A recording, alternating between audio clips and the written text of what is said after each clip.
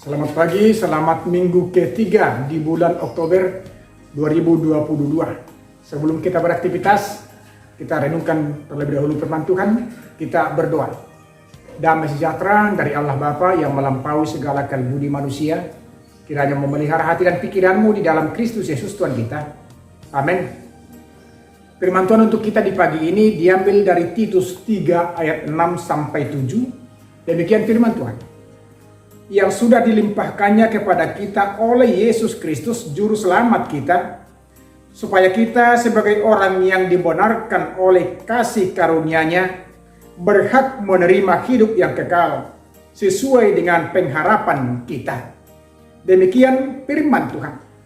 Bapak Ibu Saudara yang terkasih, sering orang di dunia ini berpikiran dengan berbuat baik dia akan menerima berkat yang sebesar-besarnya dan sebanyak-banyaknya.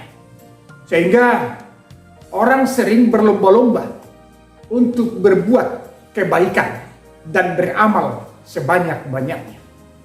Tetapi itulah yang mau ditegaskan oleh Paulus kepada kita sebagai orang pengikut Kristus.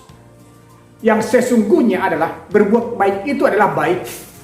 Tetapi kepada kita, bukan itu yang dimaksudkan dengan hidup yang kekal dan memperoleh hidup yang kekal.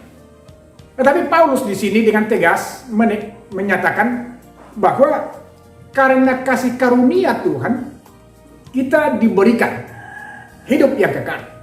Bukan karena usaha, bukan karena perbuatan, dan juga bukan karena karya kita.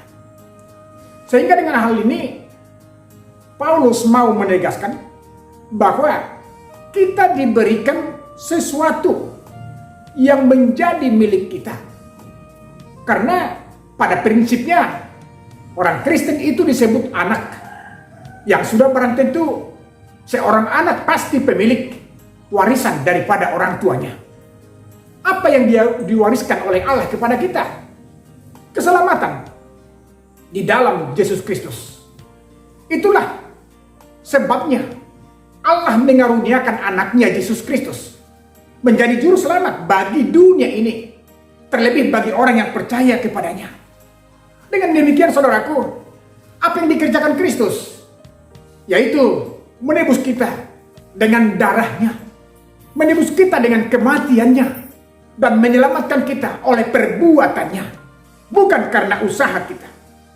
Justru di situ saudaraku, dalam konteks kehidupan kita sebagai orang beragama pada saat ini diharapkan ya sebagai orang yang sudah hidup dalam iman, sebagai orang yang sudah hidup dalam Kristus, tentu hidup kita dan juga perbuatan kita harus seturut dengan apa yang dikerjakan Kristus di tengah-tengah dunia ini.